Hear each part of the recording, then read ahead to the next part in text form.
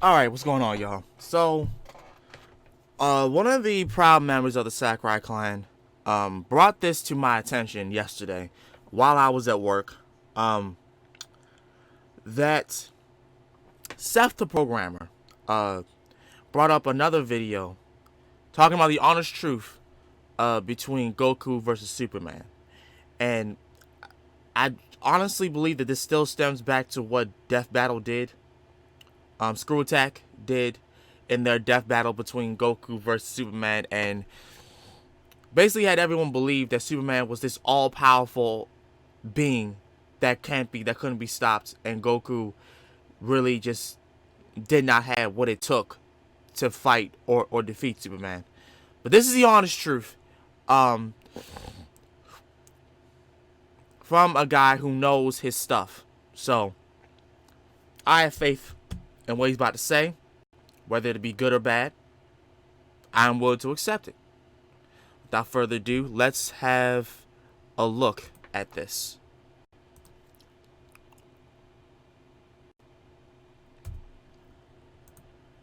Hello everyone, it is your host SethTheProgrammer, and today we're actually going to be going over Goku versus Superman in 2019. I know it's been many years since I even remotely talked about it when it was concerning like the death battles that were still going on that were popular, and I made the Goku versus Superman 1 and 2 death battle debunks. But in those videos, I never actually talked about who I really thought would win. I just talked about what I thought was displeasing about the video, but that was years ago. Obviously, arguments have changed, and so has my opinion, actually. So I thought not only would I give you the answer, but I would also give you a new and clear-cut meta on the topic. So without further ado, let's get started after this sponsor. And yes, we've been sponsored today. Please at least just listen to it. It really does support the channel, so thank you. This video is brought to you by the ambitious mobile RPG Raid Shadow Legends. Mobile RPGs are taking the world by storm. This one is very special. Raid has a very interesting storyline, incredible graphics for a mobile game, and awesome character designs. There's a PvP mode and a really awesome rewards program that benefits new players because you get a new daily reward the first 90 days that you're playing the game. The game encourages both tactical and grinding gameplay. You have various champions to choose from. Gaelic is my personal favorite, but don't just take my word for it. Check out the reviews over on the Play Store. Why is it like World of Warcraft? 1,000 reviews, almost a little perfect bit. score. If you want to join in on the action with a special advantage, click the link down below and you get a 50,000 silver and a free epic champion as part of the new player program to start your journey. Also guys, the clan you can see on the screen is mine, so if you want to join, be quick, there's limited spots. Thanks again for the sponsorship, Raid Shadow Legends. I've gone over debunks for this particular matchup before in the past, but I've never told you, the people, what I actually think of Superman versus Goku in my own words. Usually I have a collaborator, or I really don't give an answer, I just talk about certain aspects of the scaling, and the most popular of these being the video in response to Death Battle's 2 versions of the fight. A lot of people criticize me because I never actually answered the question, and many years have passed, as I said before, so I thought I'd finally go out of my way to explain how I think it would go down. Maybe if someone was to threaten me in real life and force me to answer the question, this is what I would say. Obviously, since years have passed, so have metas and the arguments concerning Superman and Goku have changed, but I promise you that Death Battle still did the topic extremely amateurish and dirty. Ben Singer even went as far as to say recently that the Dragon Ball universe was still only 4 galaxies in size in 2019, when we've literally seen Super Shenron engulfing dozens of galaxies on screen. Or the infamous Book of Infinite Pages feat, which is actually downplayed as well. The book that Ultraman is holding actually contains the fate and storyline of an archetypal outerversal macrocosm way beyond any dimension feat. Superman and Ultraman were however amped during these events, and so his base does not scale. I'll specifically be using Superman's most popular variant, Post-Crisis, here, rather than the weird composite mishmash Superman that Death Battle used, and we'll be pitting him up against Dragon Ball Super Goku anime version. I also won't be using any of the crazy amps that Superman was given during his run, just his base form. Let's start with some strength scaling. A lot of Superman's detractors seem to think that he peaks at only the ability to bust solar systems, which kind of baffles me because of the ridiculous amount of universal scaling that applies to the Man of Steel. He's fought Nebula Man, an actual living universe, on more than one occasion. He's tussled with Golden Age Superman, and in their fight, both of their universes were in danger of being destroyed. Golden Age himself was able to finish off the Anti-Monitor, a villain capable of eating entire universes, and could even tank an attack from him that channeled the entire antimatter universe into one blast. He had an extended fight with 30th century Mordru, a being that was stated to have the magical power of a universe, and Aztec's 4D energy had no effect on the Man of Steel whatsoever. This is only the tip of the iceberg as well. In total, there are easily over this many universal feats for Superman. Could you even count them all? That's around 50 feats, and it's not even all the ones I could dig up. Now, here's how many there are for a solar system level Superman. Yeah, clearly nowhere near the same amount. Yeah. Not including the fact that many of these solar system level feats are pretty easily debunked as well. For instance, Alan Scott's death being capable of destroying the solar system. Not only is Alan Scott fodder to Superman, but this is the most casual feat possible for Alan, as it's literally just an accidental result of his death, not an attempt to actually cause harm to the system. Not to mention that the Green Lantern rings were stated to be extra-dimensional by Lex Luthor, or how the infinite mass punch, which some calcs have naively put at solar system level, not only is this punch literally referenced as having infinite mass by Jenny Ognat, it is capable of performing a similar feat that was threatening the entire universe as well. Damn. So when it comes to consistency, there's a way higher preponderance of evidence going towards a universal post-crisis Superman, especially when you take into account his scaling to Golden Age Superman and Silver Age Superman, who have their own set of universal feats that aren't even described here. When it comes to power, on the other hand of this fight, Goku has been heavily debated about for the last half a decade. But as Dragon Ball Super went on, the scale of characters increased and debates hit their peak. People gradually began to accept certain averages for Goku's scale, possibly thanks to yours truly. That debated scale was whether or not Goku was capable of destroying the living world universe. I feel as though most of this has been oversaturated and many people get this by now, especially if they've been at this for a long time. But for the sake of the people who are just here to watch the fireworks or who are new, I'll explain. Most people know the feat of Goku clashing fists with Beerus to the point that the entire Universe 7 macrocosm, which features multiple universe-sized bodies within it, at absolute risk of annihilation, being reduced to non-existence by these two simply punching each other. However, this actually doesn't compare to later feats in Dragon Ball Super, as obviously this is Goku's first experience with his god powers and he has far surpassed them since. In fact, even lesser characters like Enraged Buuhan, Super Buu, Gohan, and Zora were capable of tearing apart space so much that he was going to crush the entire living universe with alternate dimensions with his technique, which is called Outside Space, or an amped Vice Shout technique, and he's just a Buu Saga character that was getting bullied by a simple Super Saiyan Potara fusion that Goku said would stand no chance against heavily suppressed Beerus, let alone a Super Saiyan God Goku, which Goku was unsure could beat him at the time, and was even willing to suppress his power against Beerus due to this. Basically, Goku didn't think Vegito stood a chance even with a time skip, however he was unsure if his god form could. Later in Super, we get characters that fight that same Potara fusion, but with years of more preparation, training, and god powers. Fusion Zamasu. Fusion Zamasu then ends up losing and disintegrates into an astral form called Infinite Zamasu, which is essentially Zamasu fusing himself with the very fabric of the universe, its space-time, and even going to other universes and timelines throughout the multiverses and becoming one with it. And while Goku mentions that he might have been able to do something if he had a Sensu Bean at the time, they resort to the Zeno button, which simply annihilates the timeline, at least in the manga, and the anime it's a bit more ambiguous, but regardless, Zeno is not that important for scaling Goku. After this, during the Tournament of Power, Goku has to deal with Jiren, who is stated in numerous guides to be stronger than a god of destruction, with only more archaic and pre-tournament guides saying otherwise. Goku is told that there's a mortal who is stronger than gods of destruction, and Whis even mocks Beerus for saying the mortal is stronger than a god who beat Beerus in physical strength. Now, while this may not be the same in combat, Goku is now looking for this figure who he thinks is Jiren, as does everyone else in the tournament, including the other gods. Goku becomes overconfident and creates a super spirit bomb, thinking it'll be more than enough to beat Jiren. This is despite the fact that he recently saw Beerus and Champa fighting and heard Vados and Whis say that it would bring about the absolute annihilation of both Universe 6 and 7. Now, while you could argue this is more of a rule thing for the gods, Goku would not know those particulars.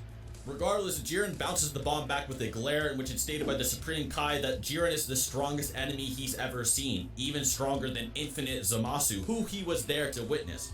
Goku then goes into the Omen of Ultra Instinct, and both he and Jiren can shape the entirety of the infinite world of Void. Goku would then go on to get many increases in strength, more than likely thousands of times, as I described in my Master Ultra Instinct video, which I will link here, and end up defeating a Jiren who had surpassed his limits beyond anything he showed before.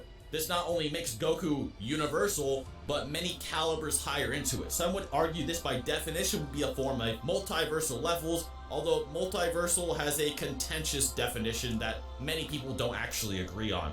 So in this case, just consider Goku able to outscale things who can destroy multiple universes / time spaces, such as the Universe 7 Macrocosm, and gets many amps beyond that.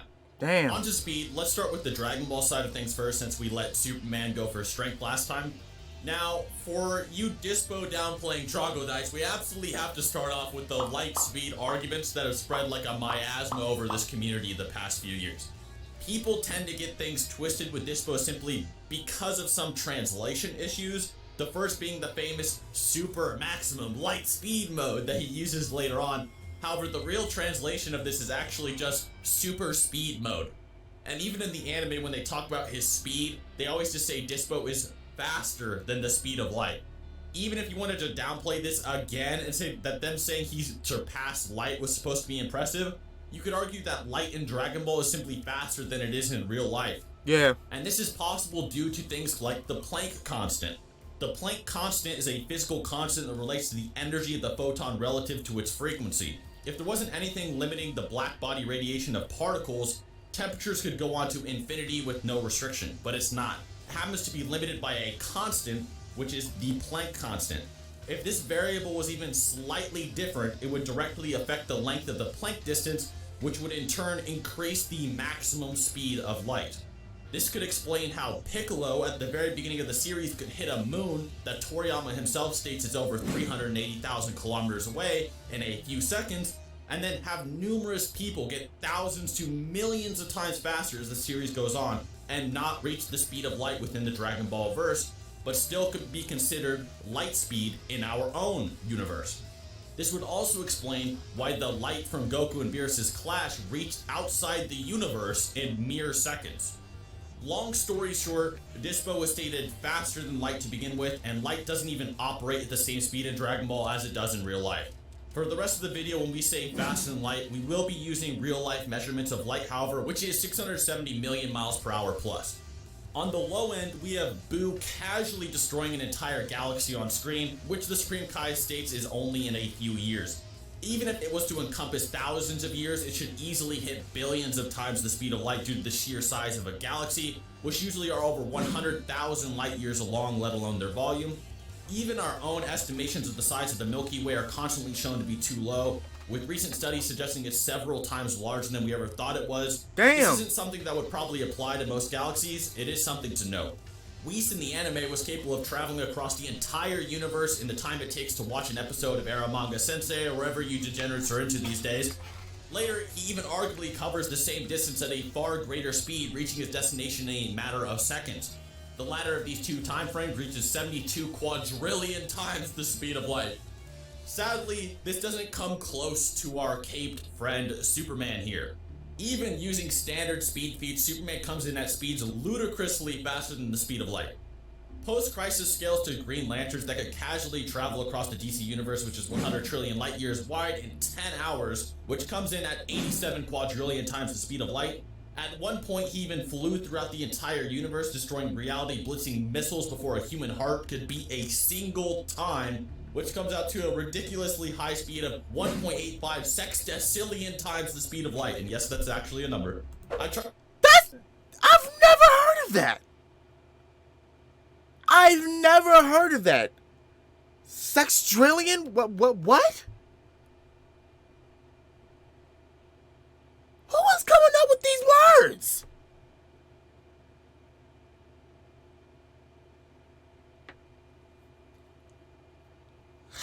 Jesus Christ. See, that's what I'm saying. Superman is already... was already OP strong. So why would you try to make him a god? Just to... add on more power. As if he even needed that power. Like, come on, man.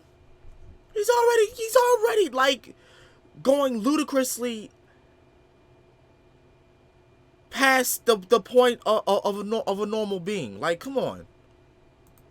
Tried to come up with something to compare this to so you guys could actually understand how big these nerdy values are, but this number was just so massive that I couldn't compare it to actually anything. Most calculators can't even display this number without using scientific notation. Yeah. The Flash, who is often cited to have the fastest speed feat of running across the universe in less than a Planck instant itself, is quintillions of times slower than what Superman did in this feat. Not to say that Superman is faster than the Flash or have that debate, just saying that that feat, which is often considered extremely quick, is quintillions of times slower. With their stats on the table, we can now go over what would happen if they were to actually fight. In the stats, we clearly outlined that while Goku is more powerful, Superman is a lot faster. Therefore, we have to be specific on who would win with their skill set and why, because there is a difference in what they're actually good at. Although Superman is no slouch when it comes to martial arts and other skills, for instance Turquoise and Ryo, Goku, however, has a life dedicated to them and has more experience fighting against opponents of comparable strength to himself. You could also consider the Turquoise and Ryo states to be an amp of sorts as well, which I disqualified at the start of the video. So Goku has the slight edge in skill. The Hakai, even if we said Goku had access to it, would be completely useless as Superman has resisted Darkseid's Omega Beams, which are stated to be termination itself on numerous occasions. The Mafaba ceiling would similarly be ineffective as Superman has resisted the ceiling effects of the Source Wall, which could even entrap beings like Darkseid and Perpetua. Screw-Attack once tried to say that the Power Pole would work on Superman due to his weakness to magic, but Superman isn't actually weak to magic at all, he just isn't invulnerable to it. He's fought Mordru, a being with an entire universe of magic at his disposal as mentioned prior, and has survived magic attacks on this level numerous times before against other characters. Another argument that comes up a lot is the idea that Goku could instant transmission Superman to a red sun and then be done with it. However, the Man of Steel has resisted this too, once taking enough anti-sunlight to vaporize half a galaxy and flying through a red sun with Golden Age Superman to collide into Mogo, the living planet. A Sensu Beam would be a one-time heal that could keep Goku going if he had to, but all of this is ultimately futile. Superman is ridiculously faster to the point where Goku has no hope of ever actually hitting him. Even the speed scaling I presented for Superman already is a horrendous downplay, as throughout his numerous appearances, Superman has demonstrated enough speed to travel backwards in time. So even if we were generous and gave Goku his bogus speed scaling to hit time skip or other feats, he would still be slower. Moving in 0 time is impressive, but Superman moves in negative seconds and arrives before he even left. Even if you argue that Goku is so durable that Superman could never hurt him, Goku isn't winning the war of attrition against Superman's actually limitless stamina. Even in some weird scenario where the fight takes billions of years, which is impossible for Goku, and literally all the stars in the universe wink out, Superman would still be fighting at peak performance and could just go to a different timeline for more stars, although he doesn't actually even need them. The Man of Tomorrow has numerous other ways to win this fight. On top of that, he could use his time-traveling capabilities to send Goku to the beginning or end of time. He once punched Darkseid so hard that he was launched through a boom tube, taking him to the Source Wall, which is an outer-versal distance, something Goku has no hope of returning from. And Goku would know all of this before the first punch was even thrown. Upon meeting Bloodshot, Superman instantly calculated the ballistics of every single bullet ever fired by him. He's also found weaknesses in infinitely programmable, self-repairing spaceships, and has reconstructed extra-dimensional machines from memory alone. Superman would look at Goku once and know everything about him, and with his immense speed could easily find some way to win, even if he can't hurt him at the time. In the end, Goku is more powerful, but Superman is faster, has way more stamina, intelligence, and abilities to win the battle. This makes sense. Superman is a character that has had thousands of issues and resides in an insanely convoluted and oversaturated verse with weird concepts that can go over everything you can almost imagine, written by numerous writers, whereas Goku is pretty much just one guy with one writer with a pretty linear progression. It makes sense that Superman would be so much more intricate and busted, and Goku wouldn't be so linear, as I said, as the hopes and desires of numerous writers clash together to make this one Superman. Right. Anyway, hope you guys enjoyed. A big shout out to Webcam Parrot for actually having the stamina to read through thousands of Superman issues and help with this video on his channel. He's currently making a much more verbose and targeted scaling of post-crisis. that isn't bound by time limitations having to compare to another character. And otherwise, I have Batman versus Kira down below. A lot of people are liking that, and it goes into similar themes as I described in this video. I think anime versus comics is always fun to talk about. Also, there is the Mastered Ultra Instinct video where I talked about thousands of times stronger Goku got in just 40 minutes in the Tournament of Power. And other than that, till next time. Alrighty. Oh wait.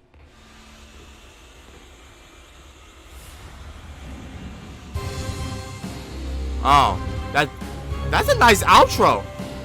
That is a nice. I would like an outro like that. I need like a fan art of me going freaking Super Saiyan, because like I feel like I'll need that at this point.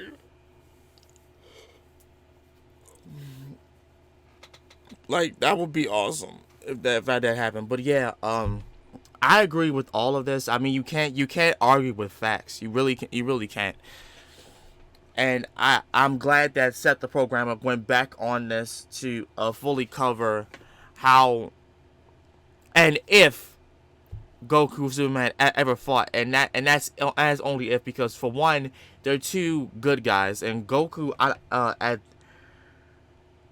the one thing that Death Battle kind of got right was when they established, you know, the explanation as to why Goku would never really want to fight Superman. It's because of the fact that Goku, his whole reason for fighting is to not only fight people who are stronger than him, but to stop a threat if there is one. And I truly believe that Goku would not be so serious, to take it so serious to a point where he has to kill Superman, because Superman, in his eyes, I don't think Superman is a threat. As far as Superman goes, Superman doesn't really want to fight people. He more in the likes wants to, you know, bring about peace and whatnot. So I can't see Superman wanting to actually fight Goku. As far as that goes, Goku is like he said, a martial artist. He loves to fight and fight people who are stronger than him. And another thing about that, Saiyans have this certain thing.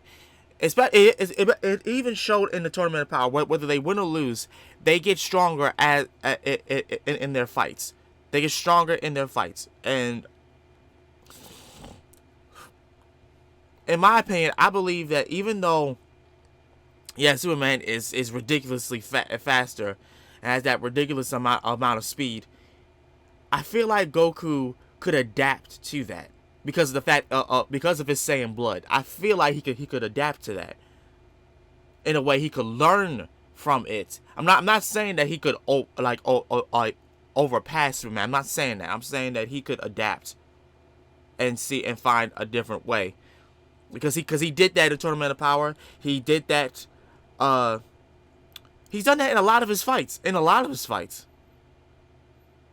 Where he could adapt to the situation. So there is that to think about. But yeah, I think that's gonna be it for this video. Thank you guys so much for watching this. Let me know what y'all think in the comments down below about the whole discussion between Goku versus Superman, because it's been years now. It's 2019, and the debate is still going on between who is, you know, who would who would come out the victor and whatnot.